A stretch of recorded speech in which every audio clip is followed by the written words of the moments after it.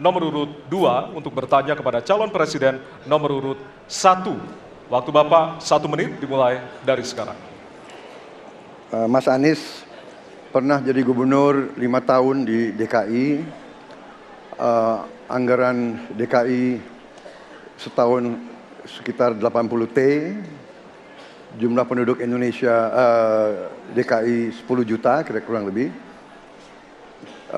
APBD Jawa Barat 35 T, jumlah penduduknya 50 juta, 5 kali DKI. Tetapi selama Mas Anies mimpin, sering sekali DKI menerima indeks polusi tertinggi di dunia. Bagaimana dengan anggaran 80 T, Pak Anies sebagai gubernur tidak dapat berbuat sesuatu yang berarti untuk mengurangi polusi? Terima kasih. Waktunya masih ada, Bapak? Sudah cukup? Baik, kita akan lanjutkan kepada calon presiden nomor urut 1. Kami beri kesempatan untuk menjawab pertanyaan selama 2 menit, dimulai dari sekarang. Pak Prabowo, terima kasih atas pertanyaan yang bagus, tetapi kurang akurat. Saya akan jelaskan, Pak. Ketika satu daerah mengatakan di tempat kami tidak ada COVID, di tempat kami COVID banyak, lalu yang tidak ada COVID kami tanya, kenapa tidak ada COVID? Nah, kami nggak punya alat testing, Pak. Karena tidak punya alat testing, maka tidak ada COVID. Yang punya alat testing, maka ada COVID. Okay? Saya tidak tanya COVID, saya tanya polusi. Boleh saya selesaikan dulu? Ya.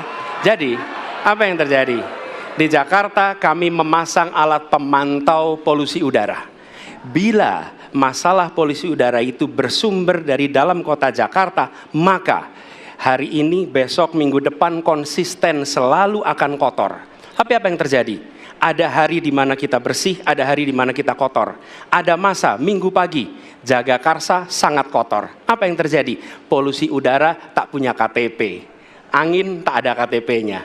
Angin itu bergerak dari sana sini. Ketika polutan yang muncul dari pembangkit listrik, tenaga uap, mengalir ke Jakarta, maka Jakarta punya indikator, karena itu Jakarta mengatakan ada polusi udara. Ketika anginnya bergerak ke arah Lampung, ke arah Sumatera, ke arah Laut Jawa, di sana tidak ada alat monitor, maka tidak muncul. Dan Jakarta pada saat itu bersih. Kalau problemnya dari dalam kota saja, maka konsisten tiap waktu. Ya, kita punya masalah polusi. Karena itu kita kerjakan dengan apa? Kita lakukan, Pak. 1, dengan pengendalian emisi dari kendaraan bermotor dan pengujian emisi sekarang wajib. Yang kedua, elektrifikasi kendaraan umum. Yang ketiga, konversi kendaraan umum. Dan dulu yang naik kendaraan umum hanya 350.000 per hari, sekarang 1 juta per hari. Jadi itu kita kerjakan untuk menangani soal polusi di Jakarta. Baik. Masih ada waktu, Bapak? Cukup? Ya. Kami persilakan kepada calon presiden nomor urut 2 untuk kemudian menanggapi jawaban dari calon presiden nomor urut 1. Waktu Bapak 1 menit dimulai dari sekarang. Ya susah kalau kita menyalahkan angin dari mana saja ya. Jadi saya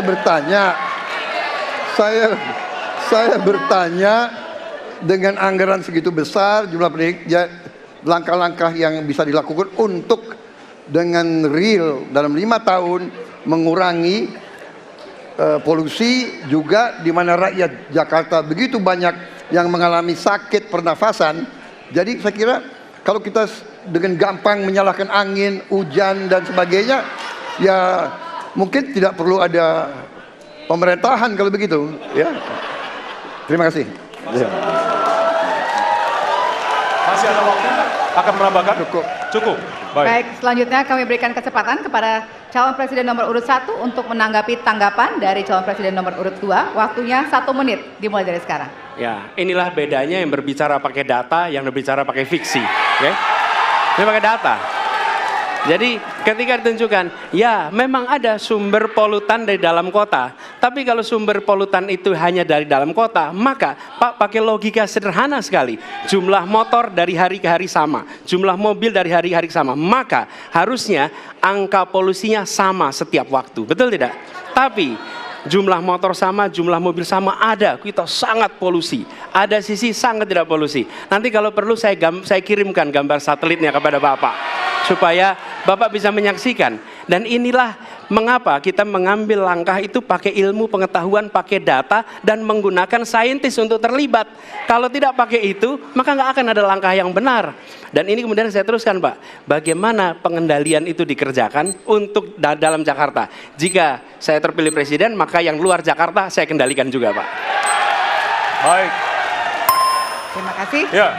Dan selanjutnya kami akan beri kesempatan